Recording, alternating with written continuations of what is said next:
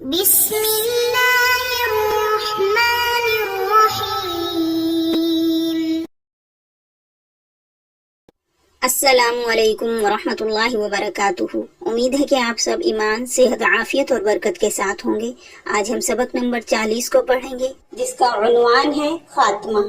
تو سب سے پہلے عبارت اور ترجمہ، اس کے بعد انشاءاللہ تفصیل پڑھیں گے۔ فی اخراج الکلام علی خلاف مقتضى الظاہر اراد الکلام علی حسب ما تقدم من القواعد یسمى اخراج الکلام علی مقتضى الظاہر، وقد تقتضي الأحوال العدول عن مقتضى الظاهر، ويورد الكلام على خلافه في أنواع مخصوصة، منها تنزيل العالم بفائدة الخبر أو لازمها منزلة الجاهل بها لعدم جريه على موجب علمه، فيلقى إليه الخبر كما يلقى إلى الجاهل، وقولك لمن يؤذي أباه هذا أبوك، ومنها تنزيل غير المنكر منزلة المنكر إذا لاح عليه شيء من علامات الإنكار، فيؤكد له نحو جاء شفيق عارزا رمحه إن بني عمك فيهم رماه، كقولك للسائل المستبعد حصول الفرج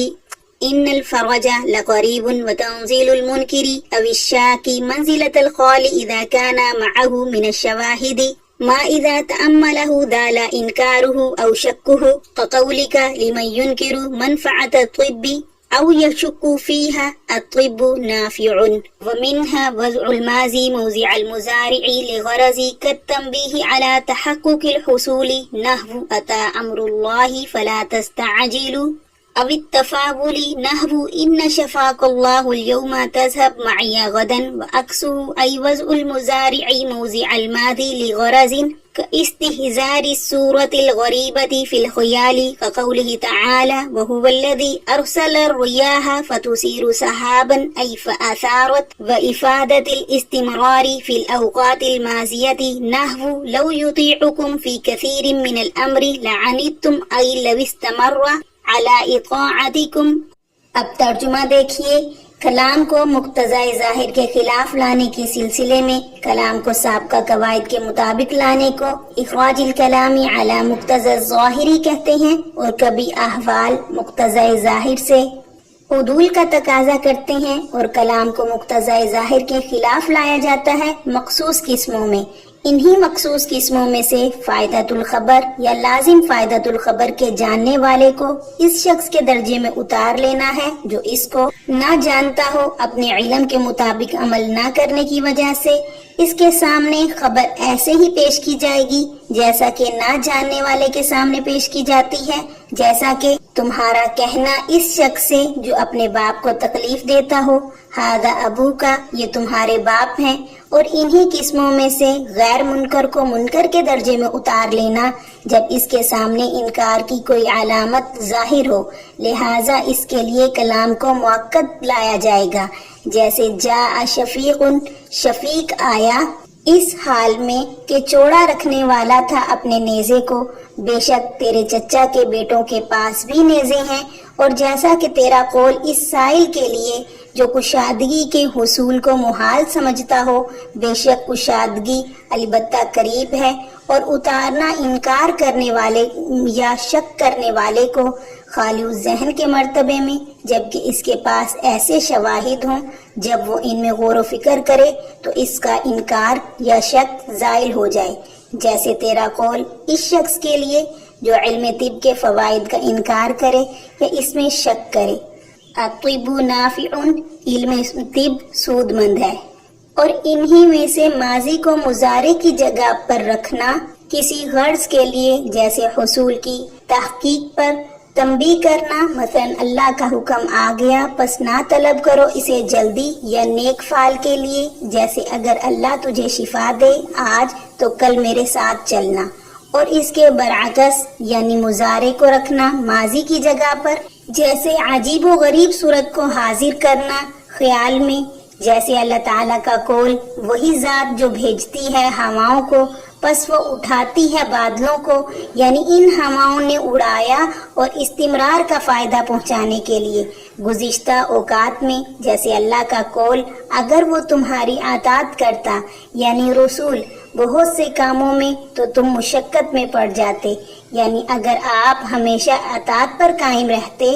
اب تفصیل دیکھیے، ما قبل میں حضرات مصنفین نے یہ بیان کیا تھا کہ ہم علم المعانی کو 8 ابواب اور ایک خاتمے میں بیان کریں گے، تو 8 ابواب سے فارغ ہونے کے بعد اب خاتمے میں علم المعانی سے متعلق کچھ مزید باتیں بیان کر رہی ہیں۔ فرماتے ہیں کہ اگر گفتگو قواعد مذکورہ کے مطابق کی جائے تو اس کا نام اخراج الکلام علی مقتضی الظاہری ہے، یعنی کلام کو مقتضی ظاہر کے مطابق بیان کرنا۔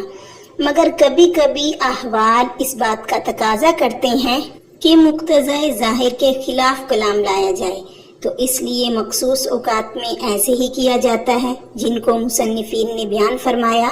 منہا تنزیل العالمی، تو یہاں سے مصنفین فرماتے ہیں کہ مقتضی ظاہر کے خلاف کلام لانے کی ایک صورت یہ ہے کہ جو شخص فائدۃ الخبر یا لازم فائدۃ الخبر کو جانتا ہو پھر بھی اپنے علم کے مطابق اس پر عمل نہ کرے، تو اسے جاہل کے درجے میں اتار کر اس سے ایسے ہی کلام کیا جائے جیسے کسی جاہل سے کلام کیا جاتا ہے۔ مثلا کوئی شخص اپنے والد کو تکلیف دے رہا ہو تو اس سے کہا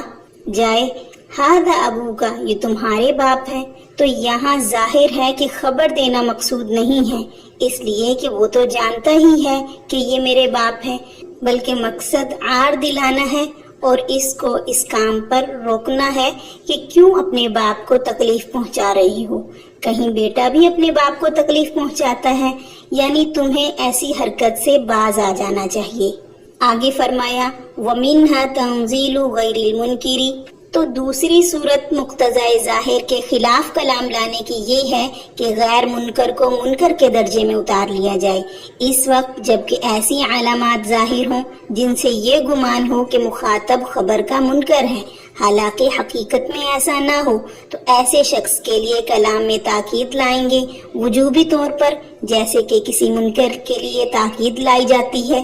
اس بات کو ہمیشہ ذہن میں رکھیے کہ غیر منکر میں 2 قسم کے افراد آتے ہیں، نمبر 1 خالی الذہن، نمبر 2 متردد فی الحکم۔ تو قسم اول کی مثال یہ ہے جیسے کہ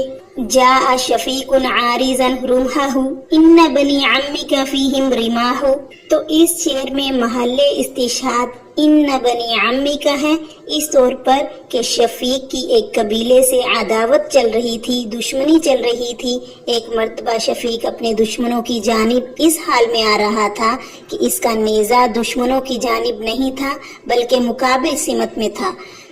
جبکہ اسے معلوم تھا کہ اس کے دشمن مسلح ہیں، مگر بے فکری کے ساتھ اس طریقے سے رانوں پر ٹیڑھا نیزہ رکھ کر آنا گویا اس بات کا انکار ہے کہ اس کے دشمنوں کے پاس ہتھیار ہیں۔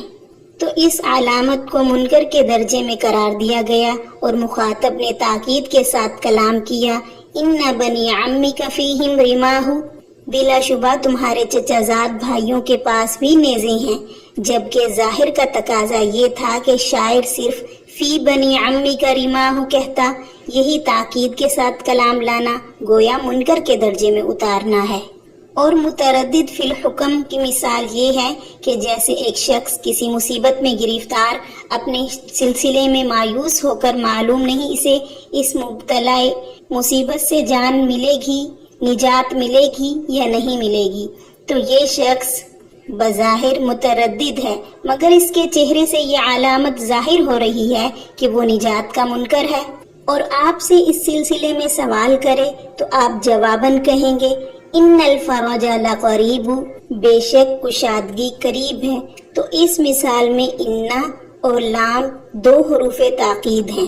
ومنها تنزیل المنکری، تو تیسری صورت میں مقتضی ظاہر کے خلاف کلام لانے کی یہ ہے کہ خبر کا انکار کرنے والے یا شک کرنے والے شخص کو خالی ذہن کے درجے میں اتار لیا جائے۔ یہ اس وقت ہے جبکہ منکر یا شک کرنے والے کے پاس ایسے دلائل اور شواہد ہوں کہ جب وہ ان میں غور و فکر کرے تو اس کا انکار یا شک جاتا رہے، جیسا کہ کوئی شخص علم طب کے فائدے کا منکر ہے یا اس میں شک کرنے والا ہے، تو اس سے کہا جائے گا الطب نافع، علم طب نفع بخش ہے۔ تو اس مثال میں الطب نافع بغیر کسی تاکید کے کہا گیا ہے، جبکہ مقتضی ظاہر یہ تھا کہ تاکید ساتھ ان الطب نافع، ان طب نافع کہا جاتا، مگر ایسا نہیں کہا، اس لیے کہ یہاں منکر اور شک کرنے والے شخص کو خالی ذہن کے درجے میں اتار لیا گیا ہے، اور ضابطہ یہ ہے کہ خالی ذہن کے سامنے بغیر تاکید کے کلام لایا جاتا ہے۔ وَمِنْهَا وَضْعُ الْمَاضِي، تو یہاں سے مصنفین نے انہی مخصوص مواقع کی وضاحت کی ہے جہاں مقتضی ظاہر کے خلاف کلام لایا جاتا ہے۔ فرمایا وَمِنْهَا وضع الماضی، چوتھی جگہ یہ ہے کہ کسی مقصد کے تحت فعل مضارع کی جگہ فعل ماضی کو استعمال کیا جائے، اور مقاصد مختلف قسم کے ہوتے ہیں۔ مثلا کبھی مقصد کسی چیز کے وقوع کے یقینی ہونے پر تنبیہ کرنا ہوتا ہے تو اس کے لیے فعل ماضی کا استعمال کرتے ہیں، اس لیے کہ فعل ماضی کی دلالت ثبوت اور تیقن پر ہوتی ہے، جیسے اتا امر اللہ فلا تستعجلوا، اللہ تعالیٰ کا حکم آ گیا بس تم اس کے جلد آنے کے خواستگار نہ ہو۔ تو اس آیت میں مقتضی ظاہر یہ تھا کہ یاتی فعل مضارع لایا جاتا، اس لیے کہ ابھی امر اللہ کا وقوع نہیں ہوا ہے، مگر فعل ماضی سے تعبیر کیا، اس لیے کہ اللہ تعالیٰ کے قول کا وقوع ایسے ہی یقینی ہے جیسے کہ ماضی میں وہ چیز ہو چکی ہے۔ اور کبھی فعل مضارع کی جگہ فعل ماضی کا استعمال کرتے ہیں فعل نیک کے لیے، جیسے کہ ان شفاک اللہ اليوم تذهب معی غدا، اگر اللہ تعالیٰ آج تمہیں شفا دے دے تو کل تم میرے ساتھ چلنا۔ تو اس مثال میں شفا فعل ماضی کا استعمال کیا گیا ہے، جبکہ مقتضی ظاہر یہ تھا کہ ان